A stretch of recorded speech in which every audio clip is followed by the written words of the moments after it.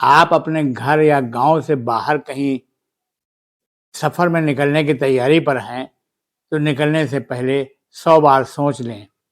अपनी सुरक्षा का पुख्ता इंतज़ाम कर लें। अपने वक्त को देख लें, कहीं आप शाम को तो नहीं जा रहे हैं, कहीं आप सुनसान जगह से नहीं गुजर रहे हैं।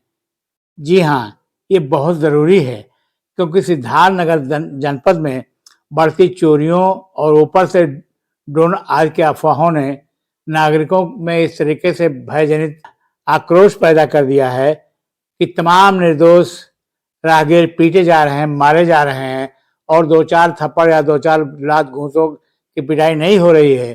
कई तो मरणासन होकर के मेडिकल कॉलेज में भर्ती हैं।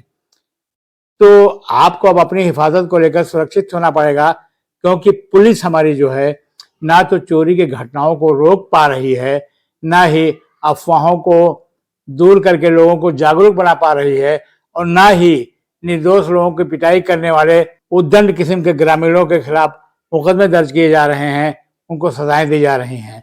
तो अब यह आप मानकर चलिए कि सिद्धार्थनगर में कहीं एक जगह से दूसरी जगह जाना है, तो आपको अपनी सुरक्षा का इंतजाम खुद करना पड़ेगा। मैं आपको एक मिसाल बताता हूं। डबरुआ थाना क्षेत्र में एक गांव है परसोहिया। संत राम निषाद अपने साथी सहज राम निषाद और अपने साथ एक छोटी सी 10 साल की बच्ची के साथ स्कूटी से जा रहे थे। परसोहिया में वो रुके, सिग्नल पर खड़े होकर पानी का कुल्ला किया, मुंह साफ किया। इतनी देर में कुछ लोगों को आशंका हुई कि ये चोर हैं। दिन दहाड़े, दिन में ऐसा होता है, और चोरी के संदेह में गांव वालों ने जुट करके उन्हें मारना पीटना शुरू कर दिया। उन लोगों ने बताया कि यहाँ के रहने वाले हैं, लेकिन किसी ने नहीं सुना और उन्हें बुरी तरीके से मारकर जख्मी कर दिया। बाद में डबरुआ की पुलिस ने पहुंचकर उन्हें किसी तरीके से बचाया। प्रारंभिक जांच में ये मामला यह पाया गया कि ये निर्दोष हैं, और उनके गांव और उनके आसपास के गांव के कई प्रधानों ने जुट करके बताया कि ये लोग जानते हैं कि इनका चाल चलन नेक है, हमारे गांव के लोग हैं, स्कूटी से कहीं जा रहे थे। तो बाद में सारे लोगों ने माना कि हाँ, ये गलती हुई, ये बिल्कुल निर्दोष थे। तो इस तरीके के निर्दोषों की पिटाई चोर के संदेह में कोई 1-2 नहीं हुई है। पिछले 1 महीने में कम से कम 50 लोग पीटे जा चुके हैं, बुरी तरीके से घायल हो चुके हैं। अब ये परसोहिया के मामले से मैं शुरू करता हूं। वो छोटी सी बच्ची जो सहजराम के साथ थी, भीड़ ने जब मारा तो उस बच्ची ने क्या बताया, ये पहले आप सुनिए। क्या नाम है आपका? कहाँ गए थे आप लोग? मछली लेने। कितने लोग थे आप लोग? ये लोग गांव वाले बता रहे हैं कि किसी के घर में घुसे थे। नहीं सर। हाँ, क्या हुआ पूरा बताइए मामला। चाचा गुटखा खाए थे, तो हम लोग बोले थे चाचा यहाँ पे मत रुको, और कोई कह देगा कि तू चोर हो। तो चाचा कुल्ला करने गए, तो वो लड़की ये आंटी जी वहाँ बाहर कहीं जो पानी भरे थी, तो कुल्ला करने गए।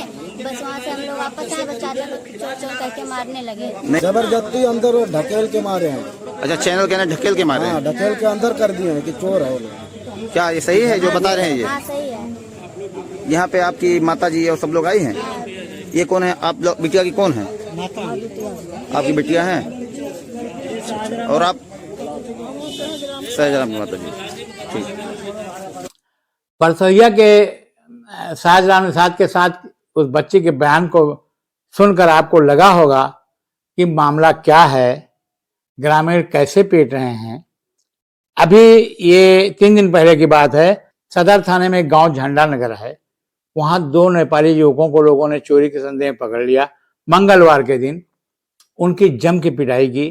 वो बेचारे मासूम नेपाली ये कहते रहे कि वह सिद्धार्थनगर जिला मुख्यालय पर अपने एक दोस्त के पास जा रहे हैं, जो एक होटल में नौकरी करता है। वो बहुत गरीब लोग हैं, वो भी कहीं नौकरी करना करेंगे किसी होटल में, वो चोर नहीं हैं। सब कुछ उन्होंने बताया। उनकी पिटाई शुरू हुई। पिटाई इतनी निर्मम थी कि एक युवक को पीटते पीटते बेहाल कर देते थे, तो दूसरा युवक खुद नहीं देख पाता था, अपने साथी के ऊपर लेट जाता था, फिर उसकी पिटाई करने लगते थे। भीड़ की इस पिटाई से उनकी हालत बहुत गंभीर हो गई। पास ही में पुलिस चौकी थी, खबर पहुंची, पुलिस ने बचाया। इस वक्त दोनों नेपाली नौजवान सिद्धार्थ नगर के मेडिकल कॉलेज में भर्ती हैं।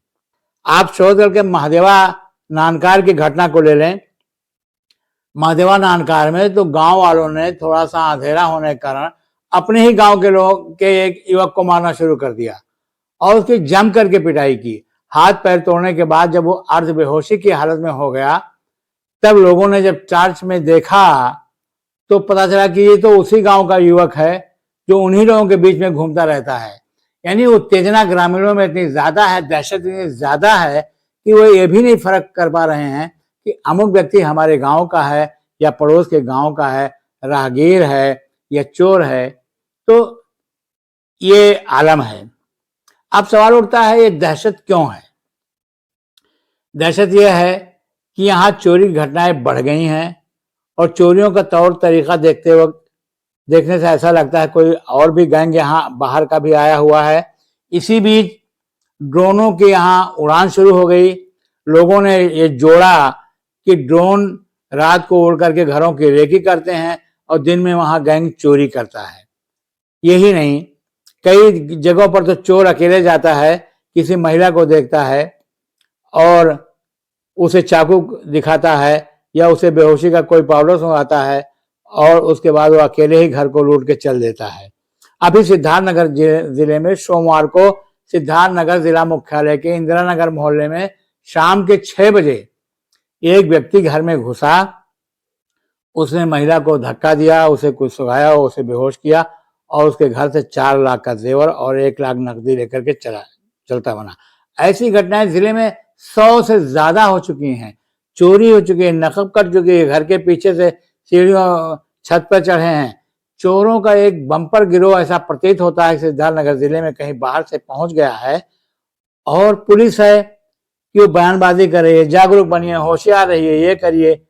उसकी पेट्रोलिंग नहीं हो रही है, उसकी गश्त नहीं हो रही है। गांव वाले, हालत ये है कि शाम को अपने किवाड़ को बंद करते हैं और गांव के नौजवान लोग रात भर रत जगा करके गांव में घूमकर पहरा देते हैं। कोई नौजवान अगर घर नहीं जाता है तो अपने घर के बाहर वो रात भर जाग करके वो गपशप करके किसी तरीके से रात काटते हैं।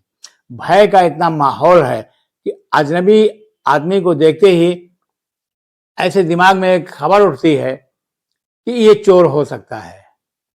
ऐसी एक मनोविज्ञान है ग्रामीणों में। ऐसी स्थिति तब उत्पन्न होती है जब अपराधों में बहुत बढ़ोतरी हो जाए और पुलिस कुछ ना कर सके। तो सही बात यह है कि इतनी 50 निर्दोष पीटे गए, लेकिन पुलिस ने किसी के खिलाफ कोई ठोस कार्रवाई नहीं की।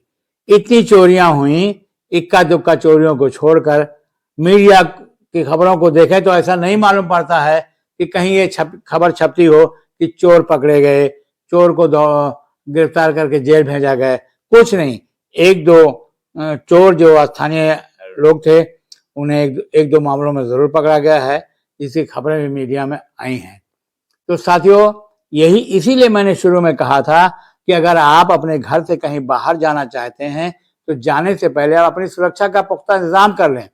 वो इसलिए कहा था कि पुलिस अपनी गश्त में, अपनी पेट्रोलिंग में, अपनी जिम्मेदारी को निभाने में बिल्कुल नाकाम साबित हुई है। बढ़ती हुई अफवाहों का मुकाबला कैसे किया जाए, भयभीत ग्रामीणों के मन से खौफ कैसे निकाला जाए, इस दिशा में पूरी तौर से फेल साबित हुई है। और सिद्धार्थनगर की पुलिस ही क्या, पूरे प्रदेश का आलम है। कानून व्यवस्था ध्वस्त है।